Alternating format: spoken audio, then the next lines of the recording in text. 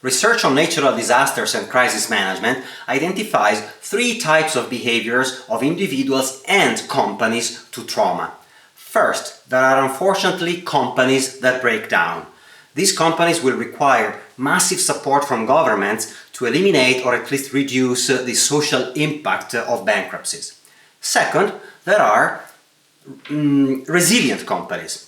We hear a lot about resilience these days. Resilience means bouncing back, getting out of the crisis without being affected from it. This is obviously a positive behavior that also needs to be supported by governments, in particular trying to reduce the impact on cash of the current crisis and, for example, through public warranties to the debt that companies have with the banking system, and trying to also creatively and massively support temporary layoffs. However, there is a third behavior of companies that I would like to focus on here. It is called by experts post-traumatic growth.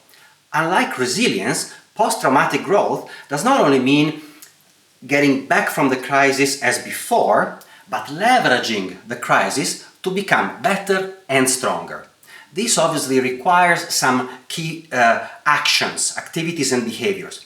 First, companies should clearly identify the impact of the crisis on the steps in the company value chain and of the industry value chain.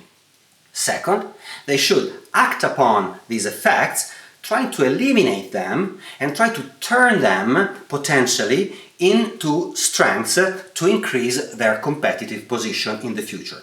Over these past few days, I could observe a number of such behaviors. For example, a company with a large chain of stores, of physical stores in natural cosmetics, heavily investing in its hardware, software and knowledge infrastructure for selling online, and very successfully so.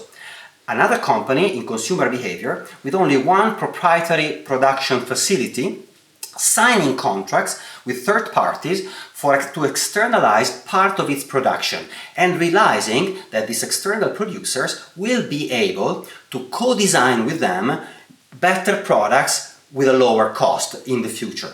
Another company that has been active in developing products and services for small municipalities, taking the time to develop some strategic efforts with their top managers, obviously online, to think about the next stage of related diversification, and several fashion companies investing in B2B and B2C platforms. The efforts of governments in the future should mostly be targeted to support this type of behavior, supporting companies that have been investing heavily in bold projects to innovate in Industry 4.0, artificial intelligence, and this kind of investments. Companies that obviously worry about today, but spend their best energies in thinking about the future.